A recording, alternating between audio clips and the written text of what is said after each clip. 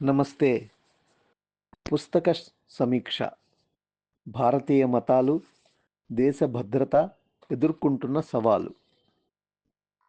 Doctor K Aravind Rao గారి రచన. ముద్రణ September 2024, వెల ₹250. ఎంఎస్కో బుక్ ప్రైవేట్ లిమిటెడ్ వారి ముద్రణ. డాక్టర్ కె అరవిందరావు గారి కలం అందించిన మరో పుస్తకం భారతీయ మతాలు, దేశ భద్రత ఎదుర్కొంటున్న సవాళ్లు. 208 పేజీల పుస్తకం. దేశ సమగ్రత దృష్ట్యా సమాజంలోని వివిధ వర్గాల పాత్ర ఎలా ఉండాలో చర్చించిన పుస్తకం ఇది. రచయిత పోలీస్ ఆఫీసర్ కావడం వల్ల దేశ భద్రత విషయంలో అవగాహన ఎక్కువ. దేశం ఎదుర్కొంటున్న సవాళ్ళని, దేశభక్తులైన వారు తెలుసుకోదగ్గ విషయాలను 13 అధ్యాయాల్లో వివరించారు.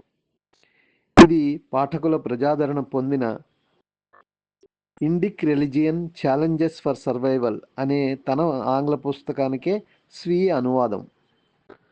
తొలి అధ్యాయంలో పాశ్చాత్య ప్రపంచ అంతరంగాన్ని తెలిపే 3 ప్రసిద్ధ కథలను గుర్తు చేస్తారు రచయిత. మొదటి కథ ఓ పులి కథ.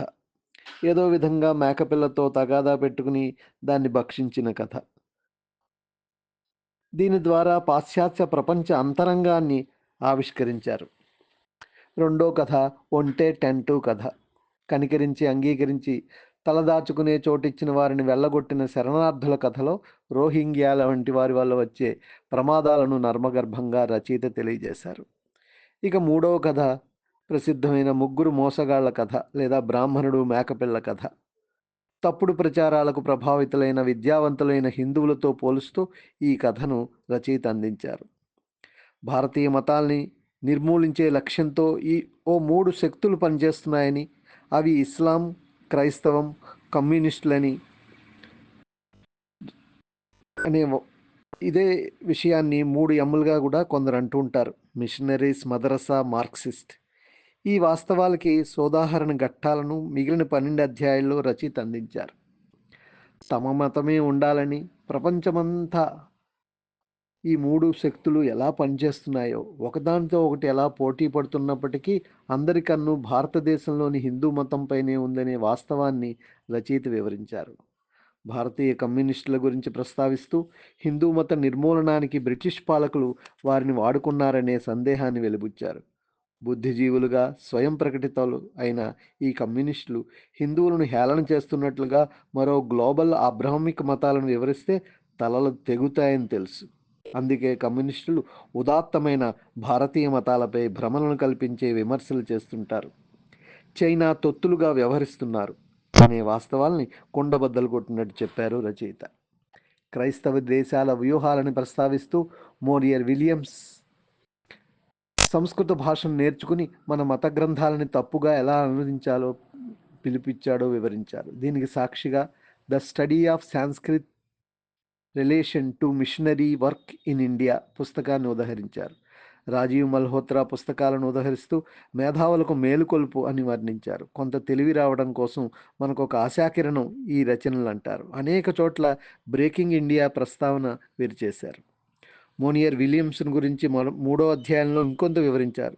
సంస్కృత వైభవాన్ని వివరించారు. సంస్కృత భాషలో డాక్టరేట్ పొందిన డాక్టర్ అరవిందరావు గారు 17 పేజీల్లో భారతీయ జాతీయ భావం గురించి వివరించారు. నేషనలిజం అనే ఆంగ్ల పదానికి జాతీయవాదం బదులు జాతీయ భావం సరైనదని వారు భావించారు. భారతవర్ష విస్తృతిని వివరిస్తూ మన ఇతిహాసాలు, పురాణాలు, ఎన్నో సంస్కృత గ్రంథాలు, ఆచారాలు, స్థల పురాణాలు సంపూర్ణ భారతదేశ ఏకత్వ భావనని ఏ విధంగా నొక్కి చెబుతున్నాయో రచయిత వివరించారు. ఈ సందర్భంగా గురు గ్రంథ సాహెబ్ ప్రస్తావన సిక్కులను హిందూ సమాజం నుంచి వేరు చేస్తున్న కుట్రలను వివరించారు. భారతీయ మతాల్లో ఉదారభావాన్ని శ్లాఘిస్తూ అట్టి హిందూ మత గ్రంథాలపై అశ్లీలంగా మాట్లాడే వారిని భరిస్తున్నాం అంటారు రచయిత. ఇదే ఇస్లాంపై, వారి దేవీ దేవతలపై విమర్శిస్తే లక్షలాది యువత వీధుల్లోకి వస్తారు, మొండె నుంచి తలను వేరు చేస్తారు అంటారు రచయిత. భారతదేశ విభజనను ఉటంకిస్తూ పాకిస్తాన్ నుండి డిమాండ్ చేసిన వారు ఇక్కడే ఉండిపోయారు. ఇదో వ్యూహం అంటారు రచయిత. ఇస్లాంపై భారతీయ విద్యావంతులు తప్పక అధ్యయనం చేయాల్సిన గ్రంథాలను అనేకం పేర్కొన్నారు. రాబర్ట్ స్పెన్సర్ రాసిన ఇస్లామోఫోబియాని ఇందుకు ఉదాహరణగా సూచించారు. లవ్ జిహాద్ ప్రస్తావన, దాని గ్లోబల్ విస్తృతి, దాని పరిణామాలను వివరించారు రచయిత. మైనారిటీ పేరుతో ప్రపంచంలో ఎక్కడా లేని విధంగా హక్కులను సాధించడం దేశభద్రతకు ఆటంకం అని, ఇస్లామోఫోబియానిగా దీన్ని చూడకూడదు అంటారు. 4-5 అధ్యాయాల్లో బ్రాహ్మణ వ్యతిరేకత గురించి విస్తృతంగా రచయిత చర్చించారు. మన దేశంపై ఎన్ని దాడులు జరిగినా హిందూ మతం ఎలా నిలిచి ఉందో, దానికి కుల వ్యవస్థ ఎలా దోహదపడిందో వివరిస్తూ కులాల్ని విడదీయడం, ఓటు బ్యాంకుగా వాడుకోవడం గురించి నిర్మోహమాటంగా అరవిందరావు గారు రాసిన తీరు ప్రశంసనీయం. సనాతన ధర్మం అంటే కులమే అన్న భావనను గర్హిస్తూ కులగణన దేశ సమగ్రతకు హానికరం, రాజకీయ నాయకుల ద్వారా మార్క్సిస్ట్ ఎజెండా అమలవుతోంది అంటారు. మన నాయకుల అజ్ఞానం అంటారు రచయిత. భారతీయ మతాల్ని రక్షించుకోవాల్సిన అవసరం గురించి ఓ అధ్యాయంలో చర్చించారు. సాధారణ హిందువు తెలుసుకోదగిన నమ్మలేని నిజాలు ఇందులో ఉన్నాయి. భారతీయ సిద్ధాంతంలోని ఉదారవాదం, నాగరికతల పోరాటం గురించిన అవగాహన అవసరం అంటారు డాక్టర్ అరవిందరావు గారు. ఇతర మతాలు గురించి తెలియక కుహనా లౌకికవాదంలో మునిగిపోవడం మన బలహీనత అంటారు. భారతీయ మతాల రక్షణలో సాంప్రదాయక పీఠాల గురించి వ్రాస్తూ ఆర్య సమాజం, రామకృష్ణ మిషన్ల గురించి ప్రస్తావించారు, విశ్లేషించారు. హిందూ పీఠాధిపతులు మౌనం విడనాడాలని అని చెబుతూ ప్రపంచవ్యాప్తంగా జరుగుతున్న కుట్రలను అధ్యయనం చేసి తమ తమ పరిధిల్లో ధర్మ ప్రచారం చేయాలని అభిప్రాయపడ్డారు. మత మార్పిళ్లపై స్పందించాలని, గొర్రెల కాపరి తన గొర్రెలను క్రూర జంతువుల బారిన పడకుండా రక్షించుకున్నట్లుగా మత ప్రచారకులు ఉండాలని అంటారు. ఇటువంటి సూచనలు కొన్ని ఈ అధ్యాయంలో చూడొచ్చు. హిందూ ఉద్యమకారుల పాత్ర అనే అధ్యాయంలో హిందూ సంస్థలు ఆలోచించాల్సిన విషయాలను తనకున్న అవగాహన మేరకు సూచనలు గావించారు. దేశ రక్షణకు ధర్మరక్షణ ఎంతో ముఖ్యం అని తెలియజేస్తూ ఇతర మతాల వ్యవహారాలు తెలుసుకోవడం, వ్యూహాలు తెలుసుకోవడం దేశభక్తి పాఠాల్లో భాగం అన్నారు ఆయన. బ్రాహ్మణ నిర్మూలనావాదం ఇస్లాం క్రైస్తవ కొనసాగింపుగా ఇప్పటికీ నినాదంగా ఉండడం వెనుక కుట్ర, బ్రాహ్మణుల పాత్ర అధ్యాయంలో అసత్య ప్రచారాల ద్వారా, జస్టిస్ పార్టీ ఉద్యమాల ద్వారా అనేక వర్గాల్లో బ్రాహ్మణుల పట్ల శత్రుత్వ భావాన్ని పెంచింది అంటారు అరవిందరావు గారు. మేధావులు, మీడియా పాత్ర అనే అధ్యాయంలో మిగతా వ్యవస్థల్లాగే మేధావి వర్గానికి కూడా విశ్వసనీయత దిగజారింది.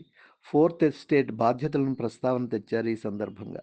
దేశ విభజన శక్తులు మన మేధావి వర్గాన్ని వశం చేసుకుంటున్నాయన్న అనుమానాన్ని వీరు వ్యక్తం చేశారు.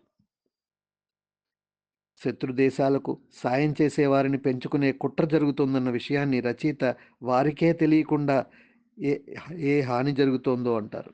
ఈ అధ్యాయంలో రచయిత ఓ ప్రయోజనాత్మక ప్రయోగం చేశారు. మేధావి సమాధానం అంటూ ప్రశ్న జవాబు పద్ధతుల్లో కొన్ని విలువైన విషయాలను అందించారు. మేధావులు ఈ విధంగా వాదించడానికి కారణాలు విశ్లేషిస్తూ అజ్ఞానం, భయం, అమ్ముడుపోవడం, కీర్తి కండూతి, తాము గొప్ప పని చేస్తున్నామనే భ్రమ అంటారు.